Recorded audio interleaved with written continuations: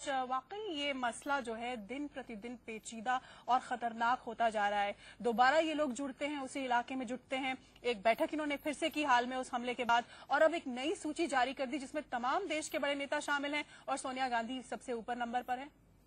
देखिए, एक प्रकार से अगर आप ये माना जाए तो यूपीए 2 सरकार के लिए चुनौती के रूप में आते हैं।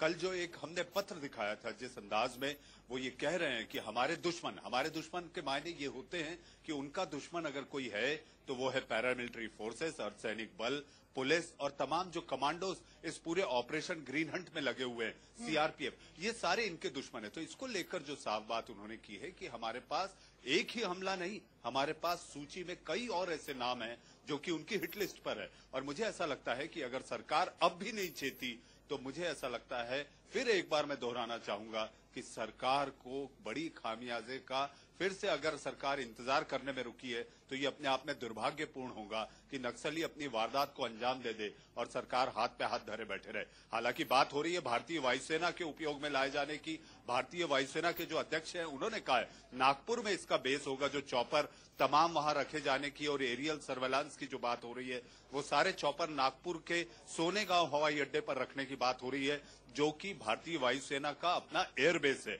लेकिन ये सारी बातें होती रही हैं, कितने जल्दी ये अमल में आएंगी, कितने जल्दी इनका क्रियान्वयन होगा, यही चिंता का विषय है। और मेरे ख्याल से इस हिट लिस्ट के बाद, जिसमें कि गांधी परिवार ने इस तरह के हमलों में अपने परिवार के 2 सदस्यों की जान गंवाई है, तो सोनिया गांधी का नाम सबसे ऊपर है। शायद शिंदे जाग जाएं। मनीष, मंगलवार को टॉप नक्सल कमांडरों की बैठक हुई जिसमें उन्होंने ताजा रणनीति बनाई, जिसमें उन्होंने ये ताजा लिस्ट तैयार की 27 टॉप पॉलिटिशियंस की, जिसे जारी किया गया। मंगलवार को ही उन्होंने इस स्ट्रैटेजी को, आगे की रणनीति जो है उसके ऊपर पूरा मंथन कर लिया, तैयारी कर ली, और हम नक्सलवाद से कैसे निपटें उस पर हम हाल में बैठक कर रहे हैं। इसी से समझ में आता है कि वो कितने प्रोएक्टिव हैं और हमें किस कदर प्रोएक्टिव होने की जरूरत है इनसे निपटने के लिए।